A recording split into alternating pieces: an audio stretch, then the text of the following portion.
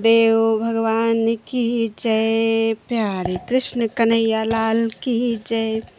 श्री गर्ग संहिता श्री वृंदावन खंड दूसरा अध्याय। गिरिराज गोवर्धन की उत्पत्ति तथा उसका ब्रजमंडल में आगमन। नंद जी ने पूछा, महाप्राज्ञ सन्नंद जी, आप सर्वज्ञ और बहुश्रुत हैं। मैंने आपके मुख से ब्रजमंडल के महात्म्य का वर्णन सुना। अब गोवर्धन नाम से प्रसिद्ध जो पर्वत है उसकी उत्पत्ति कैसे हुई, यह मुझे बताइए। इस गिरिश्रेष्ठ गोवर्धन को लोग गिरिराज क्यों कहते हैं? यह साक्षात यमुना नदी किस लोक से यहाँ आई है, उसका महात्म्य भी मुझसे कहिए, क्योंकि आप ज्ञानियों में शिरोमणि हैं। सन्नंद जी बोले, एक समय की बात है, हस्तिनापुर में महाराज पांडु ने धर्मधारियों में श्रेष्ठ श्री भीष्म जी से ऐसा ही प्रश्न किया था। उनके उस प्रश्न को और भीष्म जी द्वारा दिए गए उत्तर को अन्य बहुत से लोग भी सुन रहे थे।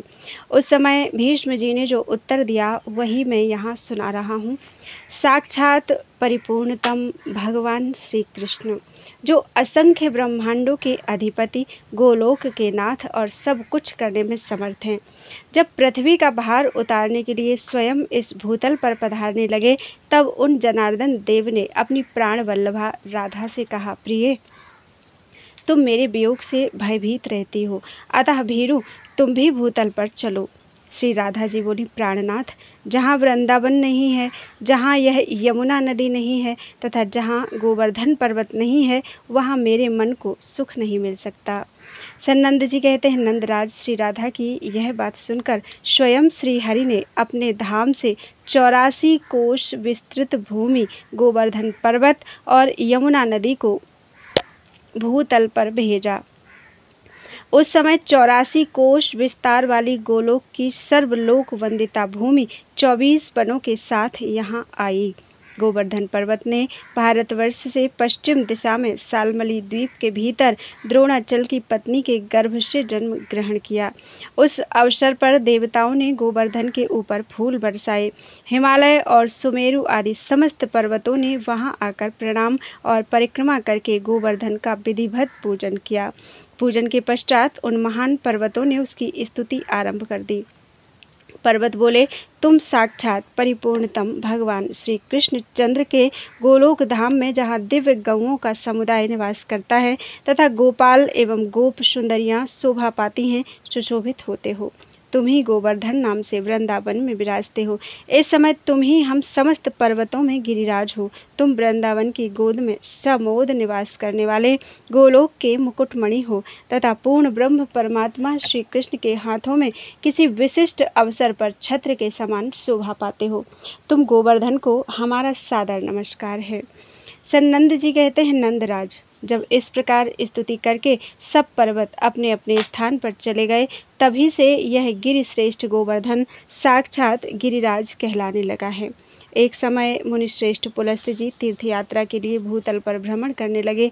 उन महामुनि ने द्रोणाचल के पुत्र श्याम वर्ण वाले श्रेष्ठ पर्वत गोवर्धन को देखा, जिसके ऊपर माधवी लता के सुमन सुशोभित हो रहे थे। वहाँ के वृक्ष फलों के भार से लदे हुए थे।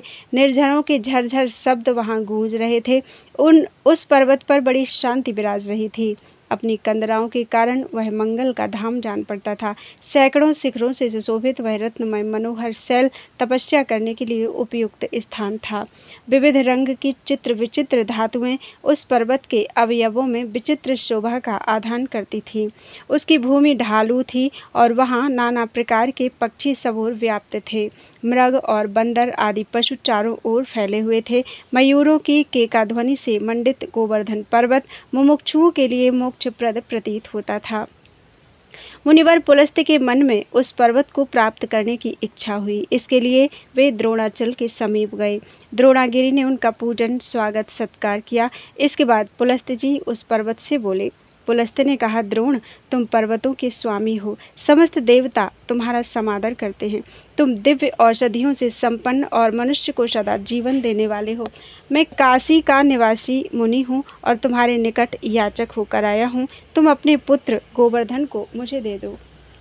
यहाँ अन्य वस्तुओं से मेरा कोई प्रयोजन नहीं है। भगवान विश्वेश्वर की महानगरी काशी नाम से प्रसिद्ध है, जहाँ मरण को प्राप्त हुआ पापी पुरुष भी तत्काल परम मोक्ष प्राप्त कर लेता है, जहाँ गंगा नदी प्राप्त होती है और जहाँ साक्षात विश्वनाथ भी विराजमान है। मैं वहीं तुम्हारे पुत्र को स्थापित करूँगा, जहाँ कोई पर्वत नहीं है। लता बेलों और वृक्षों से व्याप्त जो तुम्हारा पुत्र गोवर्धन है, उसके ऊपर रहकर मैं तपस्या करूँगा। ऐसी अभिलाषा मेरे मन में जागृत हुई है।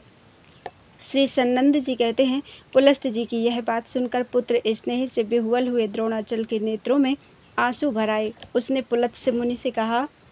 द्रोणाचल बोला, महामुनि, मैं पुत्र स्नेह से आकुल हूँ। यह पुत्र मुझे अत्यंत प्रिय है, तथापि आपके शाप के भय से भयभीत होकर मैं इसे आपके हाथों में देता हूँ। फिर वह पुत्र से बोला, बेटा, तुम मुनि के साथ कल्याणमय कर्म क्षेत्र भारतवर्ष में जाओ। वहाँ मनुष्य सत्कर्मों द्वारा धर्म, अर्थ और काम त्रिवर्ग सुख प्राप्त करते हैं तथा निष्काम कर्म एवं ज्ञान योग द्वारा क्षण भर में मोक्ष भी पा लेते हैं। गोवर्धन ने कहा, मुने, मेरा शरीर 8 योजन लंबा, 2 योजन ऊंचा और 5 योजन चौड़ा है। ऐसी दशा में आप किस प्रकार मुझे ले चलेंगे? पुलस्त जी बोले, बेटा, तुम मेरे हाथ पर बैठकर सुखपूर्वक चले चलो। जब तक काशी नहीं आ जाती तब तक मैं तुम्हें हाथ पर ही ढोए चलूंगा। गोवर्धन ने कहा, मुने, मेरी एक प्रतिज्ञा है। आप जहाँ कहीं भी भूमि पर मुझे एक बार रख देंगे, वहाँ की भूमि से मैं पुनः उत्थान नहीं करूँगा।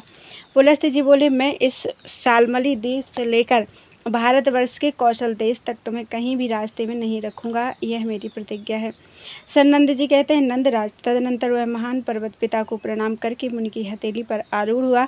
उस समय उसके नेत्रों में आंसू भर आए। उसे दाहिने हाथ पर रखकर पुलस्त मुनि लोगों को अपना तेज दिखाते हुए धीरे धीरे चले और ब्रजमंडल में आ पहुंचे। गोवर्धन पर्वत को अपने पूर्व जन्म की बातों का स्मरण था। ब्रज में आने पर उसने मार्ग में ही मन सोचा, यहाँ ब्रज में असंख्य ब्रह्मांड नायक साक्षात परिपूर्णतम भगवान श्री कृष्ण अवतार लेंगे और ग्वाल वालों के साथ बाल लीला तथा किशोर लीला करेंगे। इतना ही नहीं, वे श्रीहरि यहाँ दान लीला और मान लीला भी करेंगे।